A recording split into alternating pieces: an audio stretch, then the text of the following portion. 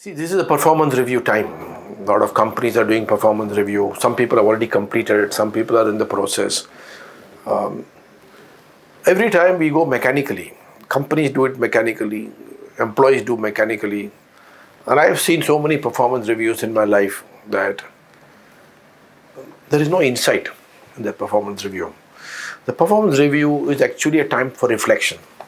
You sit down and ask yourself, I've spent 1 year. What have I achieved? What have I not achieved? The story is actually in what you have not achieved. Most of the time, people went and present to the boss, I've done this, I've done this, I've done this. They only talk about what they've achieved, but they're not reflecting on what they have not achieved, right? So, the purpose of a performance review is obviously you want to get a promotion, you want to get an increment, so you have to project, obviously. I'm not denying that. But if you only project without understanding a reflection portion of it, then you're doing disservice to yourself. The next time you'll do the same thing, but invariably there's a perception difference between what you think you have done and what your boss thinks you have done. This is the core of the issue in performance review. Every employee self-rates themselves very well because they have no benchmark data. They're only benchmarking against themselves. And they say, I've done a fantastic job. But a boss looks at you, he looks at many people working in his team and he's able to see you in the context of the rest of the members. And therefore his rating, his perception or rating of you is very different from what you self-rate. Why does it happen? Because you're not reflecting. So the first preparation you want to do for any performance review is to spend a full day, maybe a Saturday or a Sunday, sit down, forget about the boss, reflect on what happened last year, what are the KRA, KPIs, what did you achieve very well, and what are the 3 or 4 things which helped you achieve that very well. Sometimes it could be a support from a boss, it could be support from a team member, sometimes some research which you did.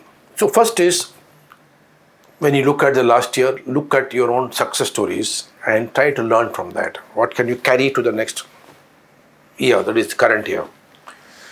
The bigger story is what did not happen or what did not happen to the extent that you want it to happen. This is reflection. And then you go back and ask, why did it not happen? Did I put enough effort? Did I get the right resources? Did I get the right support? If I have to go back now in time, last year, what will I like to do differently to make sure I achieve that goal? This is the most important question you should ask in any performance review. Now, obviously, most of the performance reviews I've seen are not data-based. Half of it is data, half of it is perception-based. So if you really want to maximize your score on a performance review, first be aware of perception. What do you mean by perception? Perception is you look at a problem or look at your achievement from your side, the other party looks from their side. Now you have to go to that side of the person and then say, how is he looking at my achievement? What comparative data is he looking at? So I need to present my data in such a way that he sees a very significant improvement. Let me give an example. Most of the performance review gives you data on for this current year, target of the actuals. But if you go with that basis, supposing your performance is only 80% of target, what your boss is going to tell you? Oh, you've done only 80%.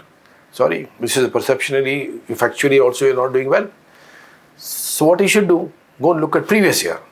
In the previous year, you did 60%, now you got 80%. So what I'll tell my boss, I got some good news. Of course, I've not achieved my target for this year, but I've gone up 33%, I've gone up from 60% to 80%. So it is onus is on you to look for selective data to show that you have improved from previous year to this year. That's your job. What data will you use?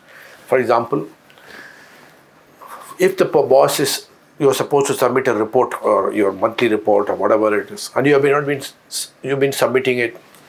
If I tell the boss, last year I want to share with you good news, 12 reports of them, all of them were on time. I submitted Monday evening, 4 o'clock I was supposed to give. I submitted on Monday morning. This is the data.